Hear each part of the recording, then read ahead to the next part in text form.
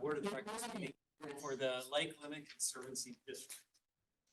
We have 4 members present, plus both Debbie and Mike online, so we do have a quorum. We will begin with public comments, so any members of the public wishing to make some comments, I invite you to come to the podium. I ask you to keep the remarks to 2 minutes or less. Any members wishing to talk tonight? Going once, going twice. We'll move on to approval of board meeting minutes for the October 26, 2023 meeting. Do I have a motion to approve? It's been moved by Steve, second by Malcolm. Any discussion on the minutes? See none. All those in favor signify by saying aye. Aye. For Debbie, yay. Debbie, do you approve? Since you're online, I need to have a verbal from both you and Mike for the records. Okay, I'm trying to unmute myself. I wasn't at the last meeting. Okay, so that's an Debbie abstains. Mike, your yes? Motion carries. Next item is the treasurer's report for October and November 2023. Debbie, you want to take that? Yes, I will. Let's see here. Kind of. Okay, you've got both October and November are in the minutes. And so I'm going to just kind of hit October real quickly because November's more recent information.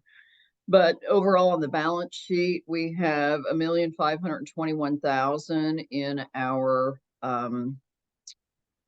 cash and savings accounts. $831,000 is in savings. And you'll notice that we got almost $2,000 in October and again in November in interest. And basically, People's State Bank offered a money market type of account where we could sweep into that. And so that's what we've done, maintaining kind of a minimal amount in our checking account and investing the rest there so that we can pick up on that interest income. I think it's at like 2.9% or something. But Adam and I and all of us kind of agree that it was prudent to not tie up the money and to be able to keep access to it. And then in our cumulative conservancy cash account, we have $77,000 at the end of October and about the same at the end of November. But we went with First Internet Bank and invested $75,000 at about 5.25% interest just for 6 months. So just again, trying to take advantage of any kind of interest amount that we could. At the end of October, our bonds payable were $1,065,000. Our total income for the month of October was $53.84, of which $19.88 was the interest income I just talked about, and we still had watercraft permit income of about $1,700 and some launch fees. Our expenses were only about $35,000, $10,000 or $11,000 was comprised of salaries. We paid our consulting engineer around $6,000, and we had an insurance payment of just under $8,500. So that gave us a loss for the month of October of $29,000. If there are no questions on October, I'll just move to November. And Adam's prepared those graphs, et cetera, there for you.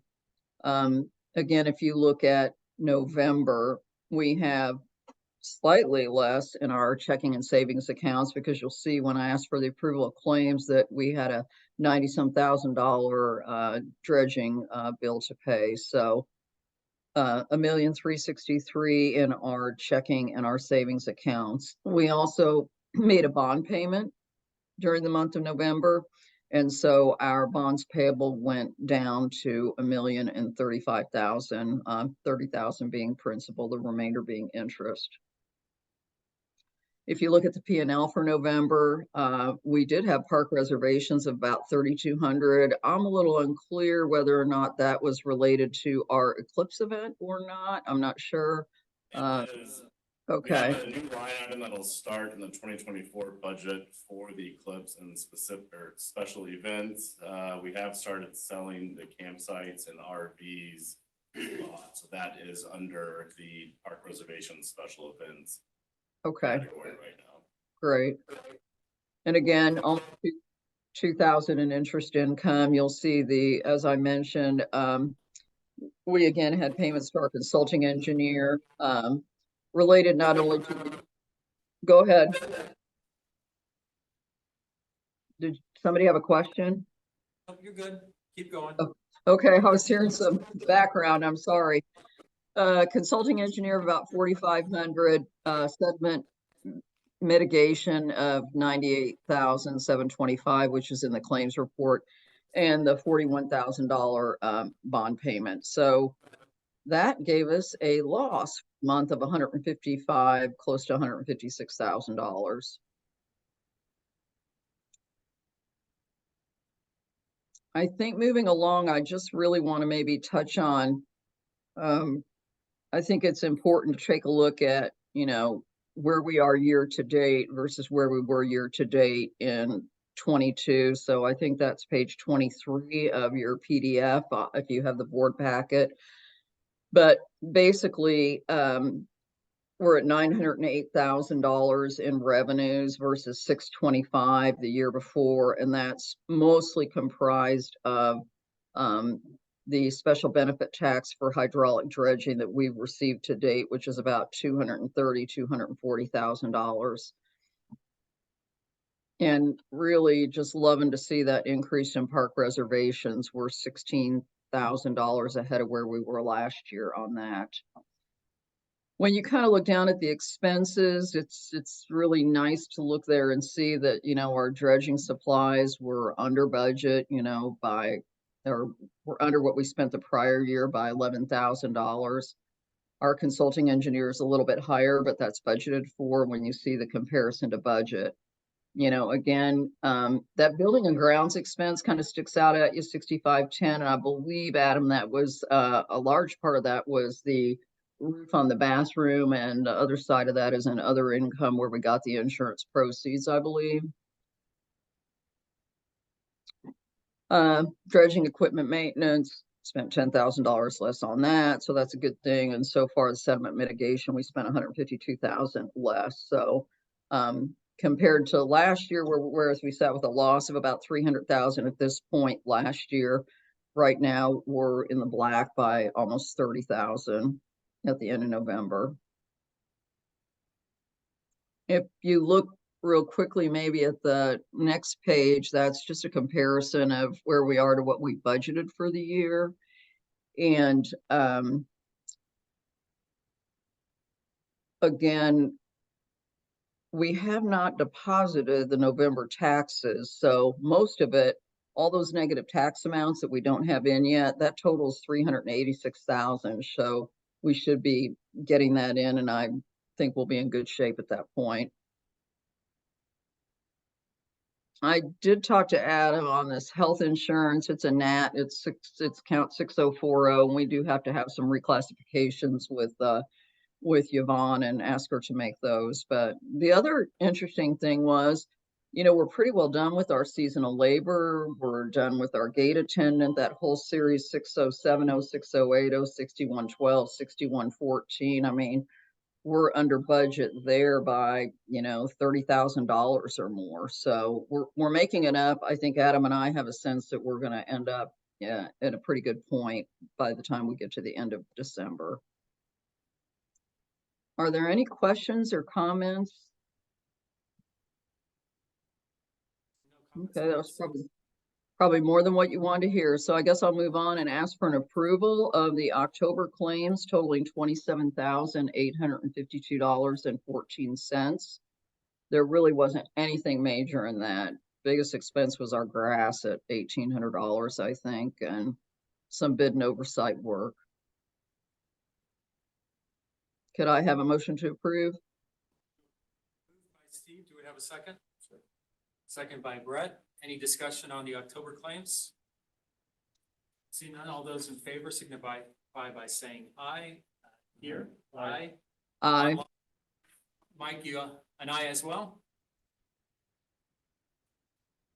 I think you said, we're not hearing you, so Are you hearing me? I'm hearing I you. guess you are, because you sat through all this presentation. Oh. Mike, can you give us at least a thumbs up, just that way? I think you said aye, but I couldn't hear it. Perfect, thank you. And then the Okay. November claims. Next, I'd like to ask for an approval of the November report of claims. That totals 151,223.96. And I believe I already mentioned kind of the largest pieces of that. And that really is the bond payment of $41,450. And then we had a payment to Heartland for $98,725. So those are the biggest pieces there. Could I have a motion to approve the November claims? Steve, seconded by Malcolm. Any discussion? See none locally. All those in favor signify by saying aye. Aye. Aye. Debbie? Aye. Mike? Mike's an aye as well. Motion carries unanimously. Moves us to item 5, 2024 insurance update and review with Mr. Lance Everly, our insurance agent and Lake resident as well. And Adam, anything you want to add? I just really want to invite Lance. We have had some questions and interest in the insurance, how that whole process works. We've worked with Personal Insurance Group and Lance specifically for a long time. They've been great to work with. So I figured it would be a good chance to have him come in here and just kind of review the processes and kind of what we have in place. Thank you for coming. Yeah, I appreciate it. As mentioned, my name's Lance Everly. Been fortunate enough to work with the Conservancy District, I think going on about 20 years now and such. And I thought a little bit kind of give everybody an overview of kind of what's going on in the insurance market today. In my 20 years, I've never seen the insurance market as difficult as it is right now. And no pun intended, we've had kind of the perfect storm insurance wise. We had a lot of catastrophic events going into 2023, obviously, which impacted the reinsurance marketplace, which caused a lot of insurance companies which buy reinsurance and buy insurance themselves, those rates to go up significantly in January of 2023. Couple that with what we've seen year to date, 2023, we've had over $24 billion claim events in the United States alone. So far this year, which two were right here in Indiana. And I think many of you like me didn't have power for about 5 days. That was one of the events. And so we are seeing a lot of significant pullback in the marketplace today. We're in what is known as a hard market. So we definitely see increasing premiums, coverages going back. And it's a little bit like what we call an underwriter's market, where the insurance companies are now kind of picking and choosing what kind of exposures and stuff and what kind of insurance that they would like to write. And unfortunately, many of you with your homeowners insurance, you're probably going to see some of the impacts of what's going on in the marketplace right now as well. That being said, the good news with the Lake Conservancy District is that basically the renewal came through and all what we call the insurance rates were flat. So we didn't really see any increases from a rating standpoint with the carriers that we use, with the only exception being that of the umbrella. And we did see a slight rate increase basically on that. Everything else, like I said, the insurance was flat, but a lot of the premium increases have changed really because the overall exposure of the Conservancy District is changing. So from an insurance, we really look at the exposures, what it is that you guys do. And there has been a pretty dramatic shift, really, you think, in the model of the Conservancy District over the last several years, and going from the mechanical dredging to the hydraulic dredging. So the premium changes, a lot of what we noted, as reflected in the policy, really we're doing that, and we're projecting out about $1 million worth of work this upcoming year in terms of the hydraulic dredging, and so that's been reflected in the quotes that we have today. So overall, when I talk about premiums with the commercial package, that being the property and liability, again, that increase was primarily due, to the exposure change and putting a little bit more aside for the hydraulic dredging. Obviously, the autos and all that went down a little bit. as a result of the autos being older, and then, workers' compensation actually has gone down. We are working through one claim, from work comp, which fortunately it's, kind of in its last year, having an impact, so we should see another significant reduction, hopefully in the work comp premium, this next year. And again, with directors and officers, we have that coverage in place and all that kind of remained pretty flat as noted. So overall, we did note a little bit of a premium increase, from last year to this year. Again, that's primarily due just to the ramping up of the hydraulic dredging and getting that going. So you can see basically, looking at property, we do have coverage for all the buildings there under a blanket basis. We did it bump up. I think there's about a 6% increase in the coverages. So we do have blanket limits of about 262,000 for the buildings located around the park. Again, a lot of that was increased a little bit more this year due to inflation. Unfortunately, it costs a lot more to make repairs and things of that nature. From a liability standpoint, we basically are carrying about $1 million per occurrence on liability. Again, the liability covers conservancy districts, you know, basically for any property damage or bodily injury costs to a third party as a result of your negligence. And again, in addition to the $1 million liability, we have, you know, another $3 million umbrella over the top of that. So we have about $4 million in total coverage there. We do have crime coverage, again, from a bonding standpoint, again, dealing with public money and the requirements that are in place. So we have upwards of about $100,000 of coverage in what is defined as employee dishonesty, which is essentially your bond, which is kind of a requirement that's placed on, you know, for the handling of public monies and such there. And we have had quite a bit of change in the equipment, you know, over the past this year, as you know, we are in the process of starting to sell off some of the older dredging equipment, the articulator truck and things of that nature gone away. So you have been seeing a shift there. And basically the insurance company did kind of classify the equipment basically as kind of waterborne, so the stuff that's on the barge, and then of course stuff's on the ground. And so far, a lot of what we've been selling is really the stuff that is kind of ground-based, and so you can see a reduction in the overall coverages there. On the flip side, you know, the waterborne equipment and such has increased a little bit as we're adding a little bit on that. And the breakdown of what is covered is also included in your package as well. Other coverages, you know, with you know, the liability, again, kind of being a public entity, we do provide coverage for kind of an errors and omissions for the actions and such of the conservancy district as kind of relates to the governance, you know, of the district, in addition to providing coverages for civil rights and things of that nature. So those are things that are very, very unique to the district, kind of being somewhat of a pseudo municipality and having some of those exposures out to that. The other thing that we did, you know, that the liability does cover is it does provide coverage for the dam from a liability perspective. So again, the dam being earthborne, there's not a lot you can do in terms of the repair of the dam itself. But if there is a dam breach and there is damage, you know, to homes and stuff downstream, basically this policy will provide coverage for it, and there is no exclusions on the policy or the umbrella as well for that type of thing.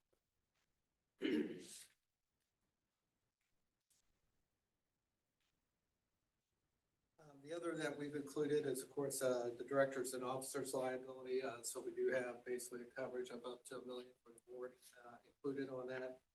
That is on a 3-year policy with Cincinnati, so we re-upped it in 2023. So that policy stays in place actually through 2026, basically at that rate there. Also included in as part of the D&O policy is basically cyber. A couple of years ago, obviously we started taking credit cards and stuff at the gatehouse and things of that nature. So it does kind of open up the district to a little bit more of what we call cyber liability. If personal information would get out, get hacked into and things of that nature. So basically through the Cincinnati policy, we do have coverage in both what we call first party and third party. So we do have coverage from a liability standpoint. If somebody's information gets out, the district is sued, that we will provide coverage. In addition, we have coverage from a first party standpoint. If there's damages, information loss, things of that nature that we have to go into. So both of those coverages, we have about 100,000 total coverage there. From a work comp perspective, as mentioned, payroll has gone down a little bit over the course of this past year. And again, that's basically because we kind of phased out the mechanical dredging. So we lost a lot of that payroll as it kind of related to the dredging. And so we're basically down to really just kind of the municipality park operations and things of that nature. From a mod standpoint, workers' compensation is basically what we call the experience mod. Experience rating. So the work comp, when they figure the rates, they do take into account, claims and stuff that are filed against the policy. And they basically ask, basically rate you based upon that. So right now, the Conservancy District is carrying a work comp of about 1.25. So that basically means from a rating perspective that they are debiting the work comp account 25% in relation to the claim that was filed several years ago, on the policy. Basically that rate is set by the state. So it is something that's outside, the insurance carriers themselves, and the insurance carriers just use that as part of the rating process. The good news on that is going to fall off dramatically, and we're going to get well below 1 this next year, really, because we haven't had really any other major claims, knock on wood, that have gone on. So we should see a nice reduction as we move forward into the next year. And then also as part of the equipment, I just kind of gave a breakdown in terms of some of the values and equipments and in relation to the properties, and certainly would be open to answer any questions as well. In the document, I did include a little bit of information on the market, talking a little bit about hard markets and insurance, to kind of give you a little background of kind of what's going on out there. But as mentioned, the insurance company is really in what I call a state of correction right now. And so we're seeing a lot of impacts in terms of the rating capacity, what insurance companies are willing to write. And like I said, unfortunately, we're seeing that across the board. We're probably going to see that on all policies and renewals as they come up this next year as well. But be open for any questions, comments, or concerns. Any questions from the board? We are insured for like horrible spill on the lake or something like that too. On the pollution, yes, and I'm glad you brought that up. That's outside of this. That actually comes up in April, I believe. But we do have a pollution liability policy in place. Could you speak to the kind of difficulties in the process of looking for carriers that will cover the high hazard dam, and kind of on the other side, how you can ensure that you're shopping out rates in our interest? Yeah. Basically, Lake Limit's very, very unique. There's not a lot of conservancy districts. There's a lot of conservancy districts out there, but not quite a lot of conservancy districts that operate in kind of the size and the fashion that Lake Limit does. So basically, in going out to marketplace, there's not going to be a whole lot of carriers that could cover it for you. So you're going to be limited in terms of the scope and such, just because of the special nature and the coverages and such that you need, like the errors and omissions coverage, the civil rights coverage, and things of that nature. Those are very specific, kind of very niche related type items. And so from that, we kind of start out with. And then the other thing that the lake has that's very, very unique is, of course, the dam. And basically, Lake Limit is classified as a high-risk dam because really not because the lake, the dam's going to give out or anything, but because of the damage that it could do downstream if it were to give in terms of property damage and such that it causes. So with that, a lot of carriers right there would say, absolutely not, we're not going to cover that liability. If there is a dam breach, it's going to be basically out of pocket on the lake. So in kind of shopping out, what we typically do is we go out about every 3 years or so and really kind of shop out the marketplace to ensure that the rates and stuff that we are going to get are in line with what's going on out there and things of that nature. And also we have to be very careful in shopping to make sure we do have the appropriate coverages because there is so many unique coverages as it relates to the conservancy. So we don't want to get a cheaper premium, but then we lose like the dam coverage or something like that in the process. So even in good markets, you know, the Conservancy is a little bit more of a difficult account to go out and shop, just because there is a limited amount of carriers that actually have the coverages that we need. So generally, we do as process, try to go out about every 3 years. We're kind of in an off year this year, you know, to shop out the marketplace and see what we can come up with. And just kind of make sure that everything kind of keeps competitive on that line. And like I said, right now with Bliss McKnight coming in with pretty much a flat rate, you know, in this marketplace, I mean, there's not a lot better they can do right now. So Lance, next year you'll be kind of going out and shopping it. We're kind of on the every 3 year at the tail end right now. That is correct. Okay. So essentially, like a lot of the process, kind of what we do internally on our end is kind of put together almost an RFP that we go out to the carriers that we know may have what we call an appetite for this type of exposure, and put it out essentially for bid as part of our due diligence, and then of course come back and share, you know, the results of that bidding process. For the dam on the Conservancy, or does the city have a responsibility? I'm pretty sure as far as. I didn't hear that question. So the question was, is all the responsibility for the coverage or exposure on the dam on the Conservancy District? Or does the city of Bloomington, as the property owner, have any risk? Not positive on that one. I know in the contract, we have liability for maintenance and repairs of the dam. As far as exposure from breaches, I'm not positive. Well, one thing we'll probably do is they're gonna sue everybody if there is a breach. And kind of sort it out, I guess, in the court process of doing that.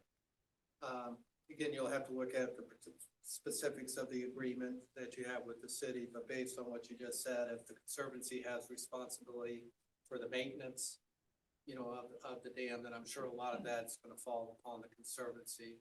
Because generally, if they're gonna sue as a result, that's one of the things they're gonna point, well, you failed to maintain, you know, you failed to do proper, you know, maintenance and take care of the dam, and that's what caused the breach to happen. So, yeah, the chances are, most of what we see, they'll sue everybody. But I'm sure a lot of that liability come on the Conservancy District. My recollection, and it's been a moment since I reviewed the lease agreement with the city, my recollection is that we have a responsibility to do the insurance. It would not surprise me, but I don't know this definitively, that we probably have I assume their responsibility too. I know in our agreements that we do, if we're contracting something out, they assume the responsibility, hold us harmless. So it would not surprise me if that's, I don't. Adam, is We anyone probably ever need to noticed just, what we would probably happen- just need to look at that lease agreement. Yeah, we can take a look at that. What was that, Malcolm? Has anyone ever looked at what would happen if the dam were breached? Oh, yeah, I got a good packet. You probably find it really interesting. Do outside. Yeah, we have inundation zones and. Yeah, we worked with Christopher Burke a couple of years ago, and we did an emergency action inundation emergency action plan, an IEAP, and actually came in and did trainings and worked with them. So we have full mapping of all the inundation zones. We have phone trees of who we have to call. We have specific levels of inundation over the spillway that are specific threat levels that we have to start notifying the county. And then it's pretty interesting. I want to say every foot of water going over the dam, every foot of headwater, I want to say it's like 12 to 15,000 gallons per second at normal flow of water. But we do have all that, and have had to go through training with Christopher Burke and the city for that. So Are there a lot of buildings in what would be the floodplain? I don't think there's a lot of very high valuable buildings. The reason that we're classified as a high hazard dam is the potential loss of life because there are residences. Now, what is also important to note is that the dam is routinely inspected. Every 2 years, yeah. Yeah. And that's As a required by requirement the of state, the. so. Correct. We do have the highest rating for a high hazard dam in the state. We're actually only one of 4, I believe, high hazard dams that have a satisfactory rating, which is high as you can go. And actually, we will have a little $1,600 bill on the December rate because one of the things from our last inspection this spring was we had to go in and do some cement work under a wing wall on the sluice gate for the stilling basin, nothing with the actual spillway or the dam. And so Ross and myself and our mowers got to place 75 bags of concrete, mixing and forming and filling just a week ago. And so we go out and we do monthly checks, and then every 2 years the entire dam and spillways inspected, and then every 4th year we send divers through the sluice gate as well. So we try to stay on it as best we can. Other questions for Lance on the insurance? No, but I was gonna, Mike, I was gonna say that I took a quick look at the lease and the section that says insurance, and it's, clearly, holds us responsible for carrying all insurance. I just looked at the paragraph on that, so I don't know about the dam, but it does say that the lessor maximum statutory liability is $300,000. So it seems like they put a limit on what they expect their exposure to be, but we just have to look at that.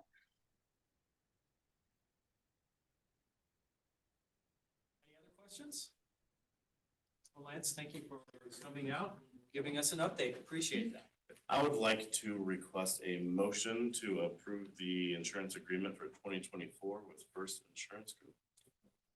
Moved by Malcolm, do I have a second? Second by Steve. Any discussion? All those in favor signify by saying aye. Locally, aye. Aye. Mike, you're good? I think that's an aye. Motion carries. We will then move to the approval of the 2024 agreements. What I'm going to ask Adam to do is give a high-level summary, and barring any objection, we will approve items A through K in one motion. So These are pretty standard agreements that we utilize every year. There's nothing new in there. What primarily happens is we update them with the new people at these entities that we deal with and with our current fees and charges. So any of the fees and charges associated with these agreements and contracts are from that resolution that we passed for the 2024 fees and charges. The really only change that we had in here as far as a fee from an outside vendor is walk-ins accounting. And after about a decade of not raising their rates, they raised their rates from $450 a month to $500 a month, which we still think is a pretty good deal. So that was really the only kind of rate change that was on there. The rest have stayed just standard, except for being updated for the current fees and charges. any questions on the agreements? Yes, I have a question. So, the agreement with Kenny Clark, I understand that we use him as a dredging dump site essentially. Is there any money exchange or? We pay him $1,000 per year to Oh. be able to keep that as a disposal site. So that is a rule, we have permitting for that, it's called a Rule 5, actually it's Yeah, general construction permit is what it's called now. so that is a permitted disposal site, so we do have some responsibility for maintenance of that. Again, this past spring, we had to go out and, The county expects that once a year, just to make sure, it's really an erosion thing, they wanna make sure we're not. It's like 46 acres, right? Boy, if we only had that space to put. it's all planted. Is there any plan to do like Icebox Cove or anything like that where you might actually want to use it? Any plan for, Dredging, not that I know of yet. I don't wanna start. Yeah. stampede, right? So as far as like using the remainder of his fields, or, I do know he plants those, he's a farmer. Sure. That being said, maybe he's still running equipment, I think he's 96 years old, so maybe it'll be an opportunity for purchase in the future. And it would be an ideal location. One of the things we might consider in that case is reaching out and see if nothing else we can get in first refuge.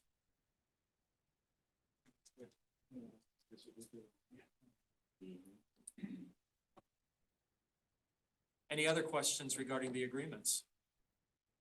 If not, I would entertain a motion for the approval of the 2024 agreements, items A through K. So moved. Moved by Steve, seconded by Malcolm. Any further discussion? See none. All those in favor signify by saying aye. Aye. Okay. Debbie?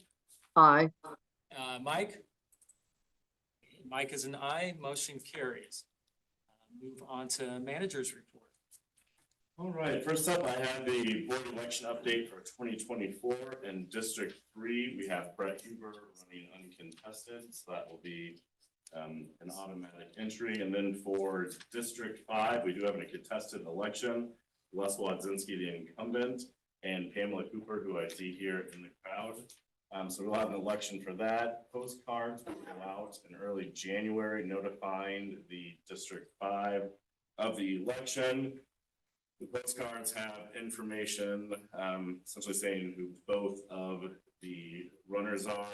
We'll have information on absentee voting and then the dates of the election. The election will take place at our February meeting in the hour before the meeting, so from 5 to 6 p.m. before the February annual meeting will be the election. During the election period, we will have our election clerks tally up the votes. And then really the last agenda item at the February annual meeting will be talking about the results of that election and swearing in the new members for oath of office. So you take mail-in votes for that? Is that what you're saying? We do, yeah. I don't think you can, there's a whole process on it. But yeah, you can, we do mail-in votes. I think you have to ask no more than 30 days prior to the election. Essentially what you do is you request a ballot. We will mail you a mail-in ballot. They have to mail it back in before the election. And that process is on the informational postcards that will go out. Are you gonna advertise it on the website too? I mean, or send out an email for people that might not be getting snail mail via postcard? Yes, we will. Okay, And we will also have, as required, we'll have 3 monitors and stuff. So we're working on soliciting the 3 independent monitors, and we'll make sure that they're not from that district, so they have no skin in the game. I okay. actually had Lance agreed for one of those. Until he heard what he has to do, so. Yes. All right, next up we have the sediment management project, and Ross actually put this PowerPoint together. So I'm gonna give him an opportunity to talk about it.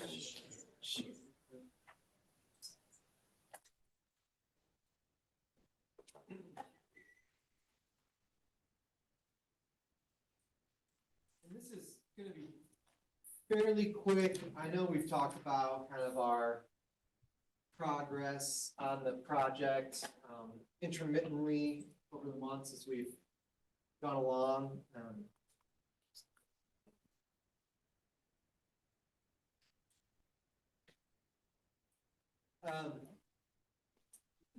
So yeah, just a kind of overview of where we are now. Kind of can see just here some pictures of the crane picking up and dropping off the dredge. All the equipment is now off the lake. We are, at this point, done with everything on the first phase of the dredging. On the top left there, you can see the initial bathymetric map. You can barely see Ellis Point. I have some more we'll get into a little bit later. On the bottom right side there, but you can really see, as the creek was coming into the lake, it was depositing a lot of sediment and kind of recurving down and creating this low area zone. So just, quick numbers, we've, over the past 2 years, approximately 40 acres of surface area of the lake have now been restored to at least a 5-foot depth for safe boating. And in total, we've removed 135, I think it's like 527 yards of sediment. And what that really looks like in, on the ground is, so we kind of started out with these low areas that were, quite shallow going into the creek area. I don't have a laser pointer, but the first year we kind of came around this first square and dredged this main zone out. So this was at the end of 2022, going into 2023. Really, the big focus is like the light blue and the pink areas on the right-hand side. And then also at the very end of zone 1, where there was that shallow hump. This year, some, what was that, American lotus was growing out there, kind of just floating in the center part of the lake. And then this is kind of where they ended after the year. So you can see here, especially coming into the creek, they have really gotten a lot of this. So you see a lot of almost 7-foot depths on the far west side, but then everything is pretty uniformly 5.5 feet, except for where they had worked the year prior. So if you just kind of contrast these numbers, we've really, a large area over there we've brought back. And we might jump in for a second. One thing that's interesting to note is why we're doing all this. We're considering how fast it's gonna fill back in, how often we're gonna have to do this, kind of where we're gonna highlight our efforts in the future to maximize the efficiency of it.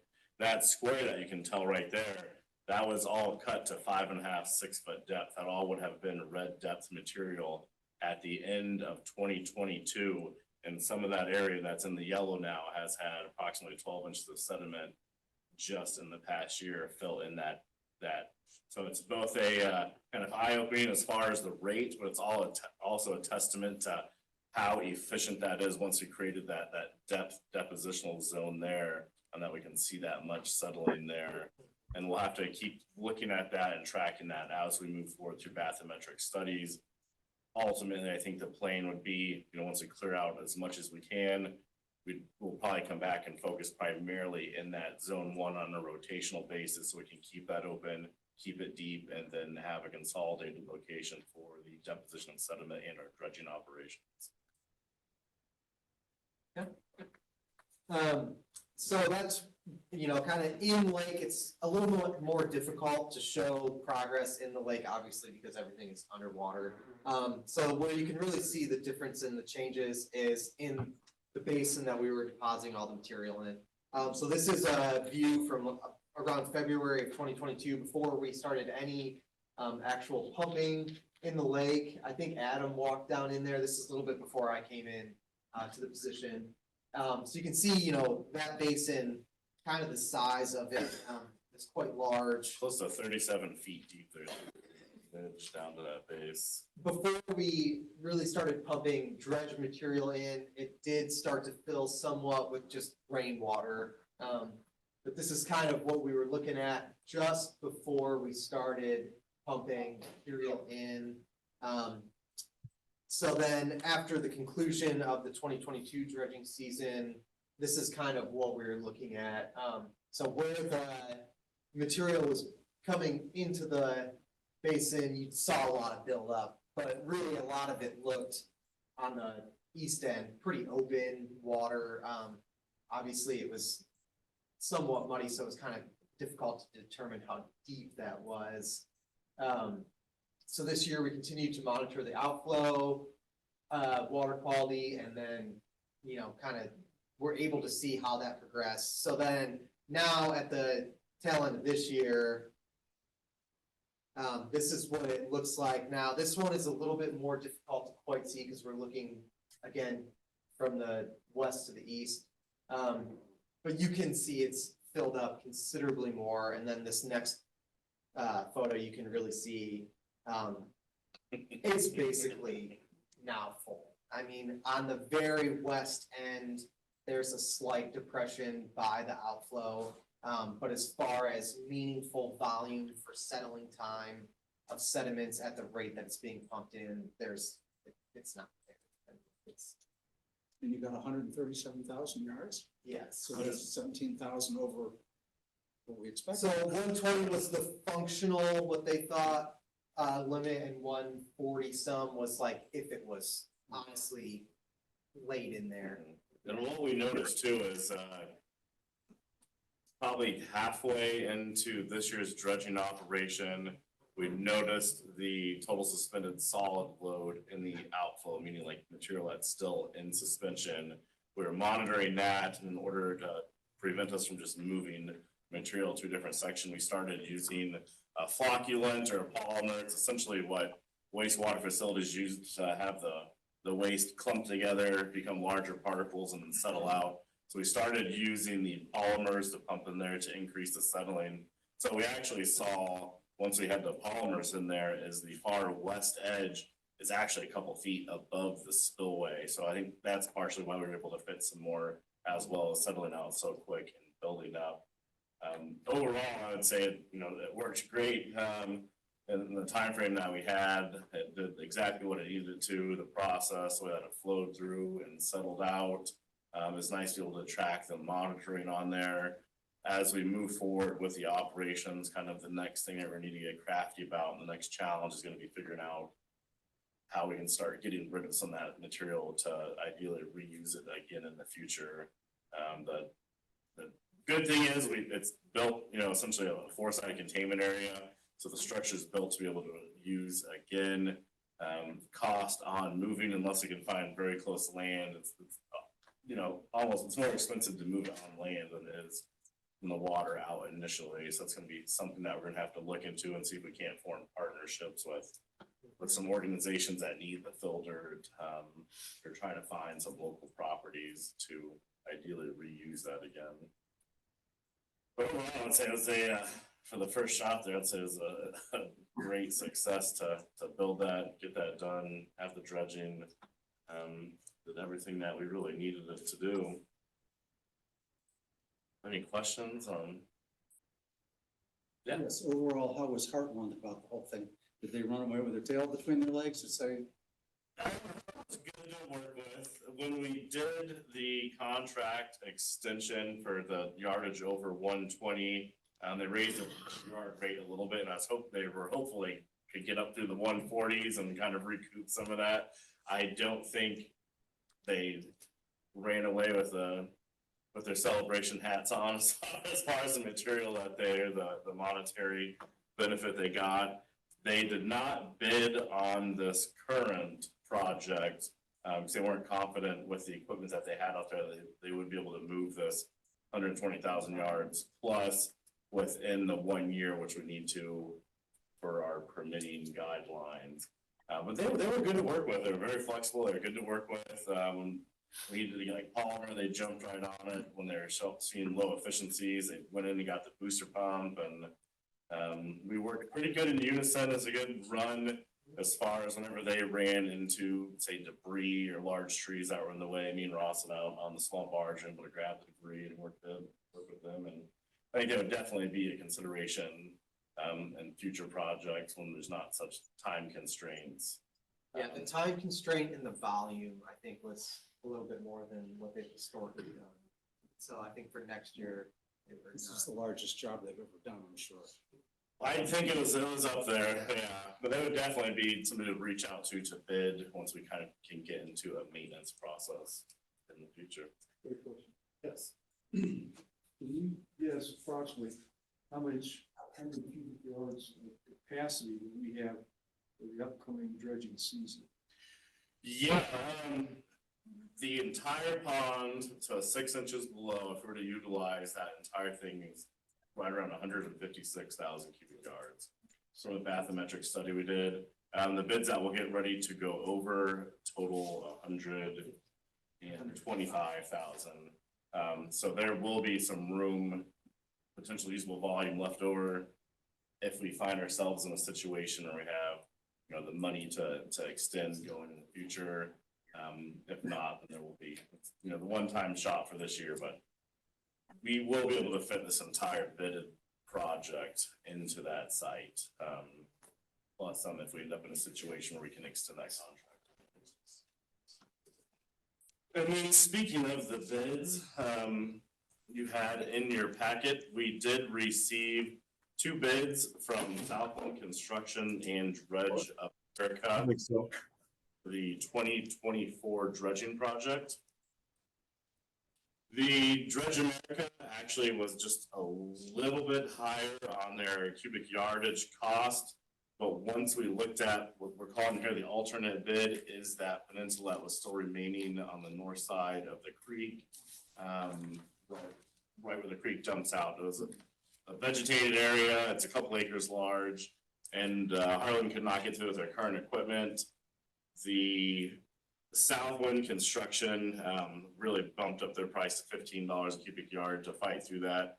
Dredge America kept theirs at the same rate. So what you see for the total bids is Dredge America coming in at $995,000 for the $115,000 kind of base open water yards, as well as that estimated $10,000 for the peninsula area. Southwind's construction came in at $1,018,000 and change for that same project. And it was actually, I was pretty impressed with Dredge America when we were meeting with the contractors on site. And they were also a very competitive bid when we bid out the work that started in 2022 that we ultimately gave to Heartland. So I'm very confident in their abilities. They will be using one of the swinging ladder dredges, which we've looked at in the past. So one of the nice things about their equipment is they don't need to have the 2 anchor barges and then the cable running along through the transect. The barge that they actually use is a 10-inch pump, whereas Heartland's was an 8-inch pump. And it's called a walking spud barge. So they can, instead of having to have the anchors, they can actually move the barge independently by itself to be able to get it right to the vegetation lines.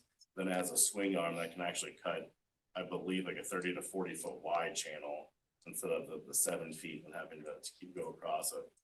So it'll be pretty cool to see the new equipment and the larger technology on the lake. They were confident at the beginning of April and be done in September. 105.5 months is what Dredge America said they would take them to do the entire project. Southwinds came in and they believed that they could do the whole project in less than 6 weeks. Our engineer and myself were very weary of the feasibility of doing that within the time frame, which I think That's also 24 hours a day, yeah. 7 days a week. Yeah, that is true. We did not think people want to listen to the barge 24 hours a day. And Dredge America's gonna use HTPE pipe. I believe it's the same kind of style of piping. Oh, so it'll be in sections that are, they can clamp together, or are they gonna weld it? It seems like they all weld it for the straight shots and then clamp it whether it's kind of bending or in the disposal site. And they will also be sinking all the piping on the ground. And thankfully we have that area dredged, it's all 7+ feet, so that 10-inch pipe should be not visible most of the time. We met with the engineer provided the summary of bids for the project. I hope everybody has had a chance to read that. I am in agreement with the engineer on his recommendation for the Dredge America bid for the project. Do you have any questions? I'll take those. If not, I would recommend that we follow the engineer's assessment and recommendation and award the project to Dredge America at the bid price of $995,000. Debbie, you have a question? I have a question. Adam, define for me this alternative bid, because, the base bid, I think on Southwinds was lower and there was such a difference between the $6 and the 50. Can Let you, me see if I can. If you just bring up this.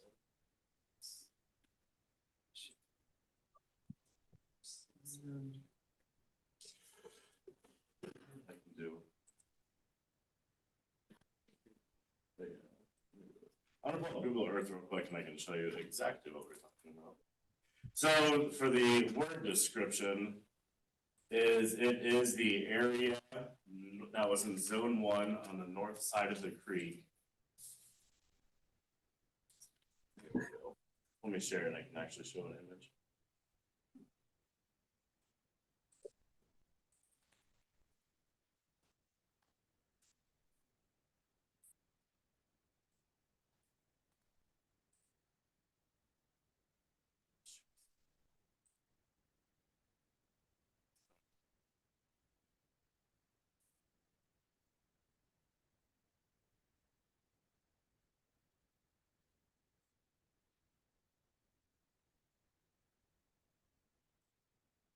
So the alternative bid, this is actually a picture of the barge when they were cutting in that zone one.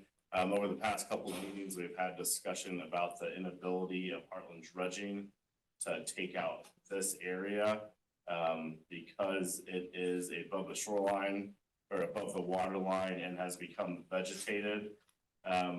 What we really want to do is get that back to the vegetation maintenance line, which runs essentially north-south here. And what that will do is help promote the sediment to move north.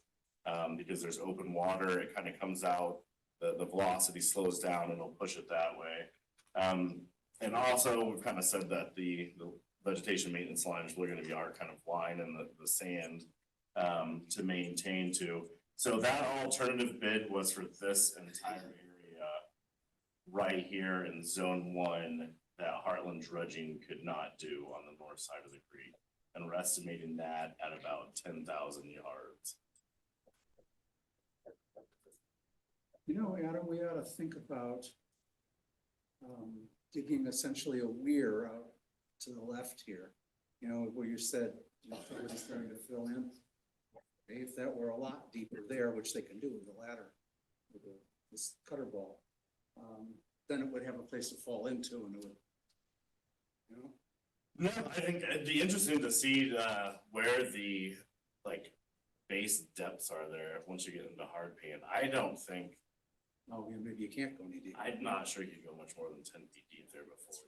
When we were digging in Chitwood with a small barge and trying to cut some of those channels to 5 feet, we were actually got down to the shale and we're just going along the bedrock. So I mean, I think once we get into that maintenance kind of phase and we'll be focused on that, we would want to make that as deep as possible right there just to promote the. Adam, would it be appropriate, since you've got this up on the screen, to talk about your conversation with the engineers? Isn't it that piece that someone's asking to take out and we really can't and shouldn't do that? What I'd like to do is first address the agenda item and get this approved. Okay. For action and then go to that discussion. If there's not any more discussions or questions on this bid, I would recommend a motion to approve the 2024 hydraulic bid from Dredge America for the sum of $995,000. I would like to make that motion. Second. Moved by Malcolm, second by Steve. Any further discussion? No, but let me clarify one thing. So this is, they're gonna get it out in 12 months. By what date will this all be out? They are estimating 5.5 months. But, So they're estimating starting in April and being done in September.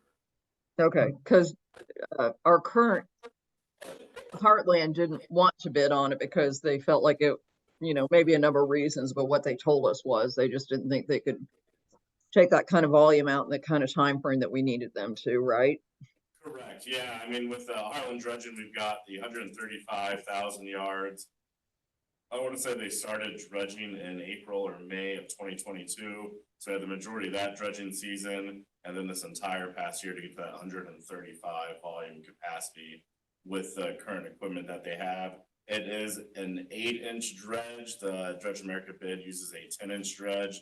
So they just have a higher flow capacity, and I don't think they need the kind of booster pumps and that ancillary equipment to get that done. And actually, Dredge America, remember what lake it was in northern Indiana? Yeah, it's Cedar Lake.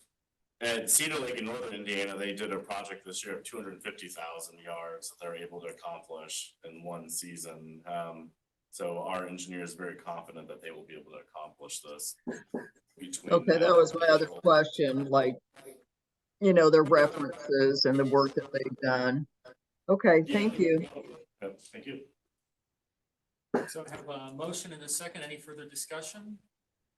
If not, all those in favor signify by saying aye. Aye. Mike? Aye. Can you hear me? Can hear We you. can now. Motion carries unanimously. Let's go ahead and move to that next discussion that Debbie was suggesting, because we got some information today on the area. Go ahead and pull back up the map.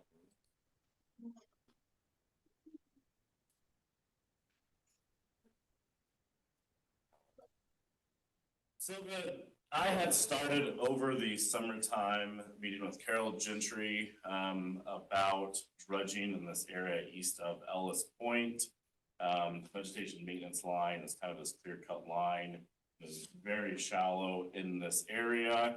We kind of wanted to look at what they were recommending. They were proposing that the Conservancy District paid for this essential triangle to get dredged out, and then in-house districts and the residents from Solomon Harbor would pay for this bottom half of that.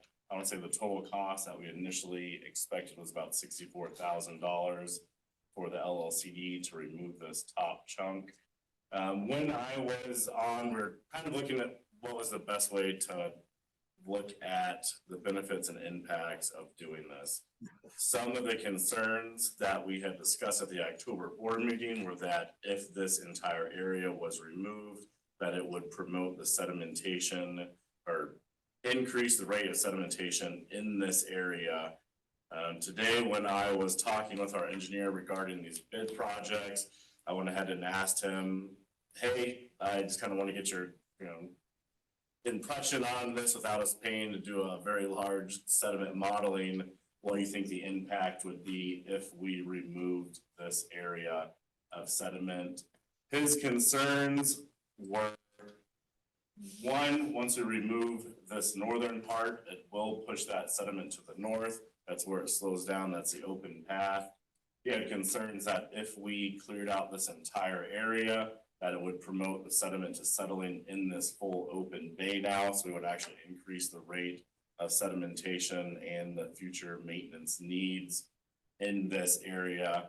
He also stated that with an access channel right here, there's actually likely a level of protection that this sediment plug is providing by directing the flow of water past this area and to the north.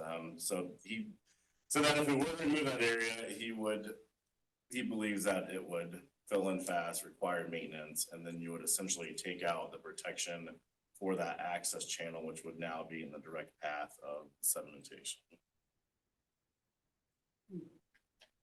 And that's kind of what the questions from last October was, we needed to get some more information.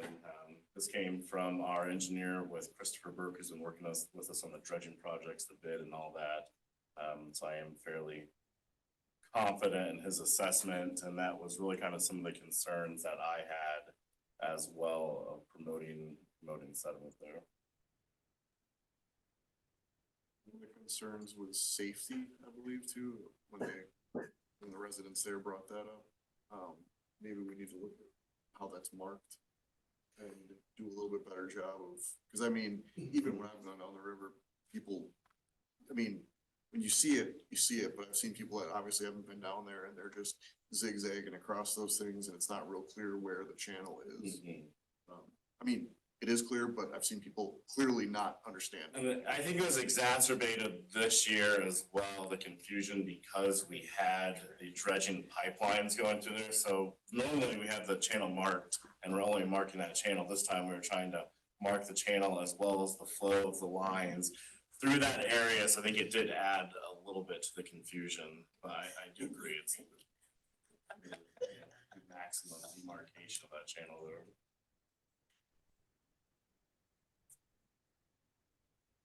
Well, I think that kind of gives us our answer. Plus, we've got this resolution. I mean, we're really committed to the boatable areas and to our project. We're already going to lean into our reserves a significant amount. I guess if those people want to dig their channel a little bit deeper, I guess they can go for it and do that on their own, is what I would suggest, because we've already got a resolution that says we're not going to do that.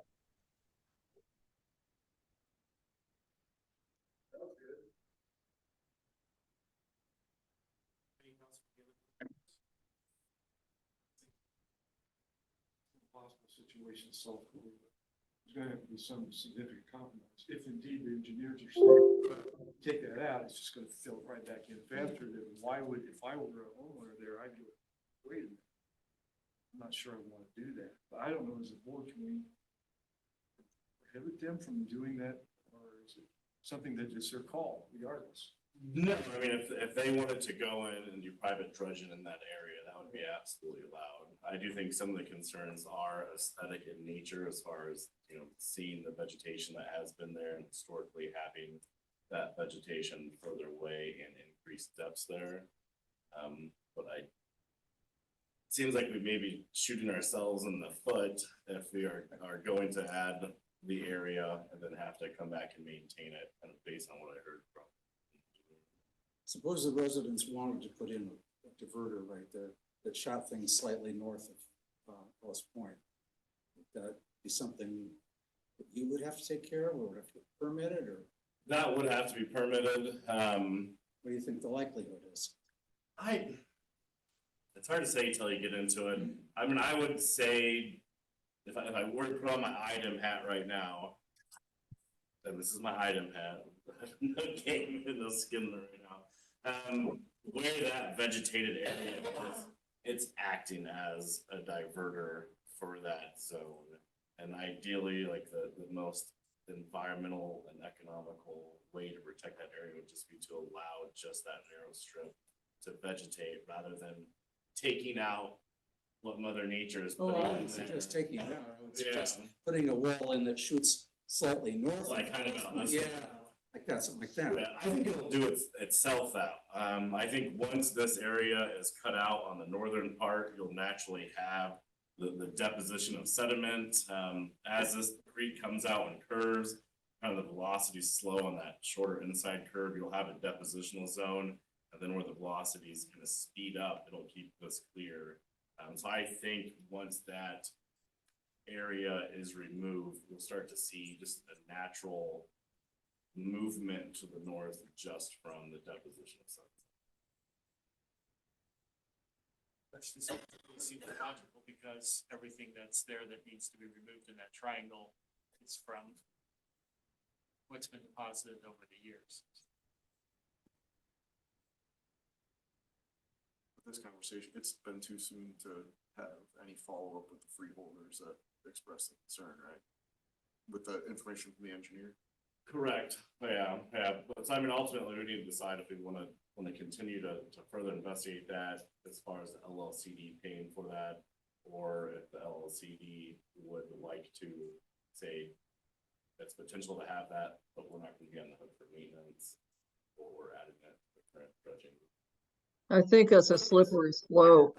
I mean, it's also not super time critical, so if we dredge that northern part out that point, and then start to see what that's doing, it also, I mean, I think my opinion is for now, it doesn't make sense, and it's not really in the budget to do that, but it is something that could potentially be readdressed a year from now, when we have a better idea of what that is doing. What's her comment?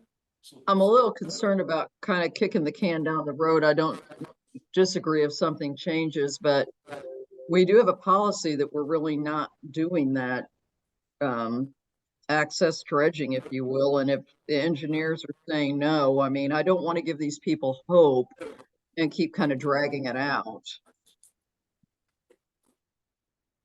Can you take the map down? That would- Yes. Yeah, and so really, if we don't wanna keep kicking down the road or reassess in the future, I think ultimately we would need a decision from the board in the form of a motion, to add that area east of Ellis Point to the zone 1 dredging. That way we at least have some conclusion.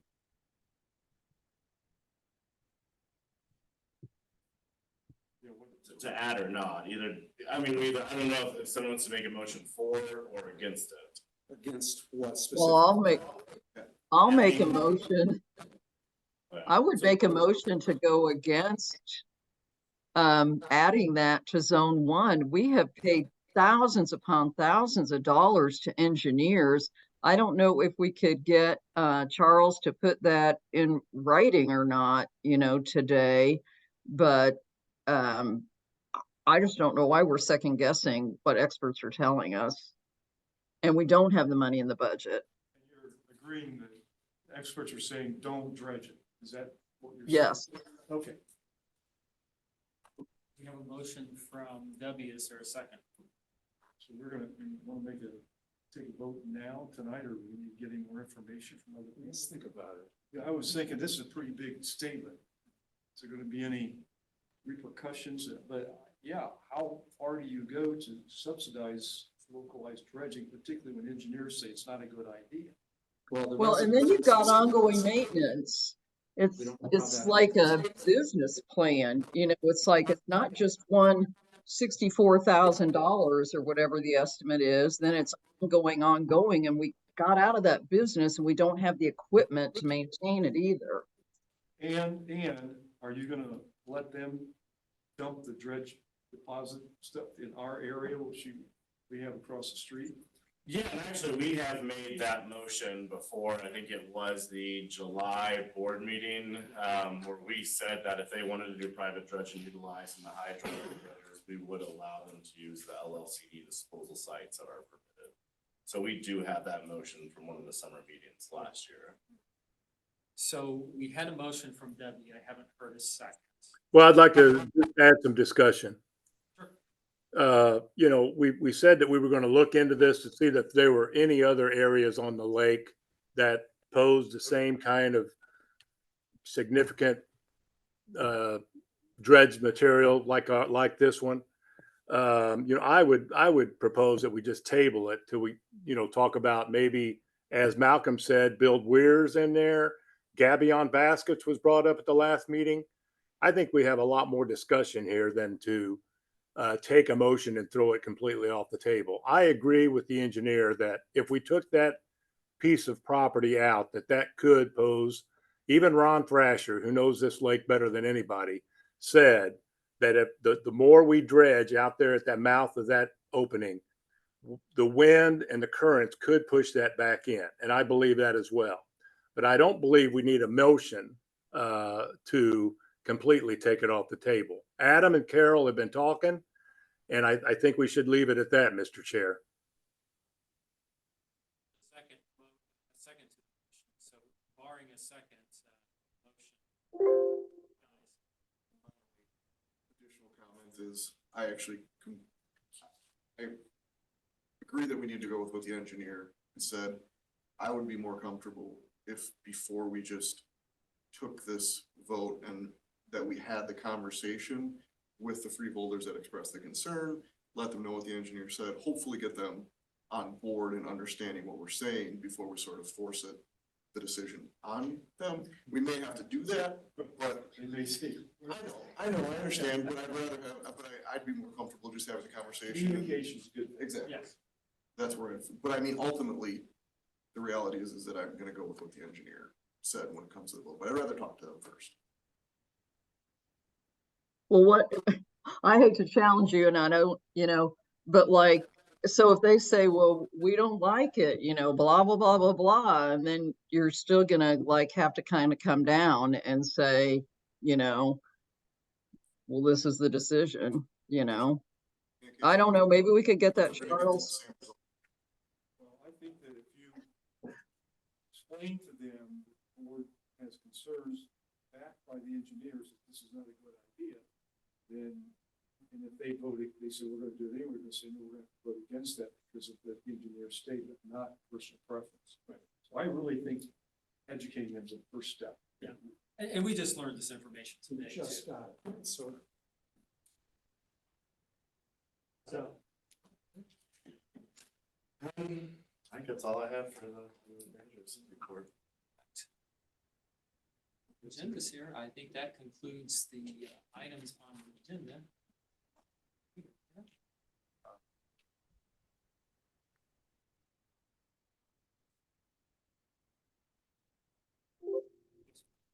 Anyway, next meeting, thank you. Sometimes paper is better. Next meeting is January 25th, 2024, 6 p.m. at this location. I would entertain a motion for adjournment. Moved and barring any objection, we stand adjourned. Merry Christmas, Happy New Year, Happy Hanukkah, Happy Holidays. So.